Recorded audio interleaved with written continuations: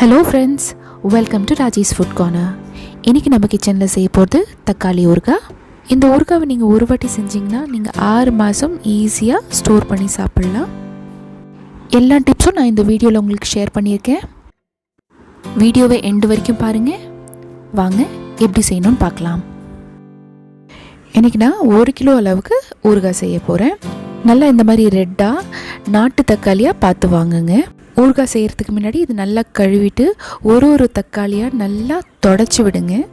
ஒரு சொட்டு தண்ணி இருக்கக்கூடாது, அந்த அளவுக்கு நீங்கள் தொடங்க. தொடச்சிட்டு இது 4 பாகமோ இல்லை 6 பாகமோ கட் பண்ணி வச்சுருங்க.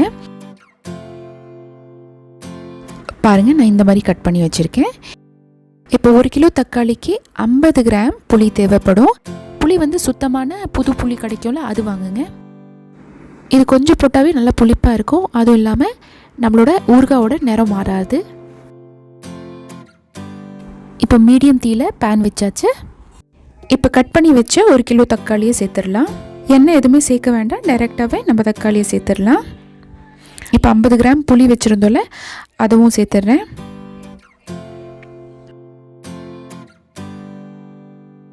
கூடவே 2 முழு பூண்டு பல்லு,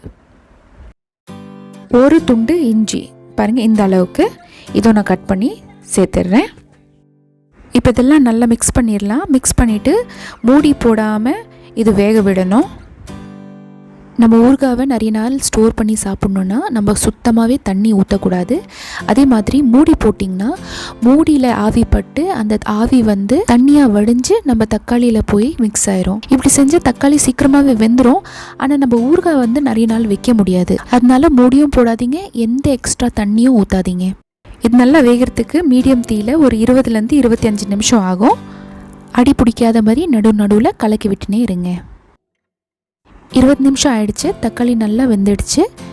தீ ஆஃப் பண்ணிடலாம். இது இப்படியே ஆறட்டும். ஆறிட்ட பிறகு இது மிக்ஸி ஜாரில் ட்ரான்ஸ்ஃபர் பண்ணிடுங்க. அது ஆறுற வரைக்கும் நம்ம ஒரு பவுடர் ரெடி பண்ணிடலாம். ஸ்டவ்வில் சின்ன தாளிப்பு கரண்டி வச்சுருக்கேன். இதில் 1 டீஸ்பூன் வெந்தயம், 2 டீஸ்பூன் கடுகு போட்டு மிதமான சூட்டில் ட்ரையாக வறுத்துடலாம். இது ரொம்ப செவக்கணும்னு அவசியம் இல்லை. இப்போ பார்த்திங்கன்னா நம்மளோட வெந்தயம் லைட் ப்ரௌன் கலர் ஆகிருக்கு. கடுகும் 1-2 பொரியறதுக்கு ஸ்டார்ட் ஆகிருக்கு. கடுகோட கலரும் சேஞ்ச் ஆகிருக்கு பாருங்கள். இந்த ஸ்டேஜ்லேயே நீங்கள் ஆஃப் பண்ணிடலாம். ஆஃப் பண்ணிவிட்டு இது ஆறின பிறகு ஒரு ஜாரில் போட்டு பவுட்ரு பண்ணி ரெடியாக வைங்க. இப்போ வதக்கின தக்காளி நல்லா ஆறிடுச்சு. நான் மிக்ஸி ஜாரில் போட்டு வச்சுருக்கேன். இப்போ இதில் வேறு மசாலாலாம் நம்ம சேர்க்கலாம். ஃபஸ்ட்டு மஞ்சள் 1/2 டீஸ்பூன் சேர்த்துட்றேன். காரத்துக்கு மிளகாய் பொடி நான் ஒரு 5 டேபிள் ஸ்பூன் சேர்க்குறேன். இந்த மிளகாய் பொடி ரொம்ப காரமான மிளகாய் பொடி தான். கூடவே கல்லுப்பு 3 டேபிள் ஸ்பூன் சேர்க்குறேன். இப்போ இதெல்லாம் சேர்த்துட்டு நல்லா மெய்யாக அரைச்சிட்டு நான் உங்களுக்கு காமிக்கிறேன். இப்போ இது அரைச்சாச்சு. இது ஒரு வாட்டி டேஸ்ட் பண்ணி பார்க்கலாம். உப்பு நம்மளுக்கு காரம் திட்டமாக இருக்கான்னு பார்த்துடலாம். உங்களுக்கு தேவைப்பட்டுச்சுன்னா இந்த ஸ்டேஜில் நீங்கள் ஆட் பண்ணிவிட்டு ஒரு வாட்டி அரைச்சிருங்க. எனக்கு உப்பு காரம் புளிப்பெல்லாம் திட்டமாக இருக்குது. இப்போ தக்காளி தாளிக்கிறதுக்கு மீடியம் ஃப்ளேமில் பேன் வச்சுருக்கேன். பேன் சூடானதுமே இதில் 350 ml நல்லெண்ணெய் சேர்த்துட்றேன். ஊறுகாய்க்கு நல்லெண்ணெய் தான் பெஸ்ட்டாக இருக்கும். இல்லைன்னா கடலை எண்ணெய் கூட சேர்க்கலாம். நம்ம எண்ணெய் போட்ட குவான்டிட்டி கொஞ்சம் அதிகமாக தான் தெரியும். ஆனால் ஊறுகாய் எண்ணெயில் முழுகிற அளவுக்கு இருந்தால் தான் ஊறுகாய் நிறைய நாள் வரைக்கும் கெடாமல் இருக்கும். எண்ணெய் நல்லா சூடாயிடுச்சு. இதில் 1 டீஸ்பூன் கடுகு சேர்த்துட்றேன். கடுகு பொரிஞ்சதுமே இதில் ஒரு 15 பல்லு பூண்டை இடிச்சிட்டு சேர்க்குறேன். நீங்கள் வேணும்னா தோலை நீக்கிட்டு வெறும் பூண்டு பல்லும் சேர்க்கலாம். கூடவே 4 வரமிளகாய் கிள்ளிட்டு உள்ளே இருக்கிற விதெல்லாம் நான் எடுத்தாச்சு, அதை நான் சேர்க்குறேன். 2 கொத்து கருவேப்பிலை, 1/4 டீஸ்பூன் பெருங்காயத்தூளும் சேர்த்துட்றேன். எல்லாமே நல்லா பொரிஞ்சாச்சு. இப்போ நம்ம பேஸ்ட் பண்ண தக்காளி சேர்த்துடலாம். இப்போ இதெல்லாம் நல்லா வதக்கணும்.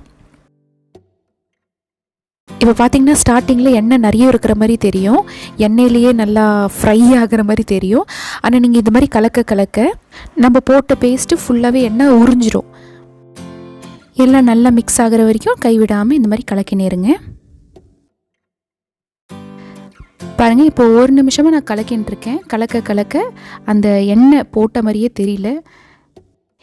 இப்போ இது 20லேருந்து 25 நிமிஷம் மினிமம் லோ டு மீடியம் ஃப்ளேமில் நல்லா சுண்டட்டும். சுண்ட சுண்ட தக்காளியும் அந்த எண்ணெயும் நல்லா பிரிஞ்சு வரும்.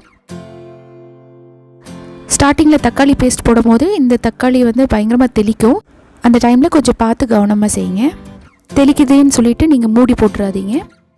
அதுக்கு பதில் நீங்கள் ஒரு பெரிய பாத்திரத்தில் இந்த மாதிரி தாளிச்சிங்கன்னா தெளிக்கிறது வாய்ப்பு கம்மியாக இருக்கும். இப்போ பாருங்கள், 25 நிமிஷம் ஆகிடுச்சு. எண்ணெய் நல்லா மேலே தெளிஞ்சு வந்திருக்கு. இப்போ இன்னும் கொஞ்சம் கட்டியாக வேணும்னு நீங்கள் நினச்சிங்கன்னா இன்னும் கொஞ்சம் நேரம் வதக்கலாம். நீங்கள் எனக்கு இந்த அளவுக்கு போதும். இது ஆறின பிறகு இன்னும் கொஞ்சம் கட்டியாயிரும். இப்போ இது ஆயிடுச்சு. லாஸ்ட்டில் நம்ம கடுகும் வெந்தயம் சேர்த்து அரைச்சிருந்தோம்ல ஒரு பவுடர், அதை சேர்த்துடலாம். சேர்த்துட்டு இமீடியட்டாக ஆஃப் பண்ணிடுங்க. அவ்வளோதான், ஊறுகாய் ரெடி ஆகிடுச்சு. இப்போ இது நல்லா ஆறின பிறகு ஒரு சுத்தமான ஏர் டைட் பாட்டிலில் இதை போட்டுட்டு நீங்கள் ஃப்ரிட்ஜில் வச்சிங்கன்னா ஒரு 6 மாதம் வரைக்கும் ஒன்றுமே ஆகாது. வெளியே வைக்கிற மாதிரி இருந்ததுன்னா 1 மாதம் வரைக்கும் வைக்கலாம். இது தயிர் சாதத்துக்கு, இட்லிக்கு, தோசைக்கு சூப்பராக இருக்கும். இதே அளவோடு நீங்களும் செஞ்சு பாருங்கள். உங்களுக்கு பிடிச்சிருந்ததுன்னா லைக் பண்ணுங்கள், ஷேர் பண்ணுங்கள். என் சேனலை சப்ஸ்கிரைப் பண்ண மறக்காதீங்க. பாய்.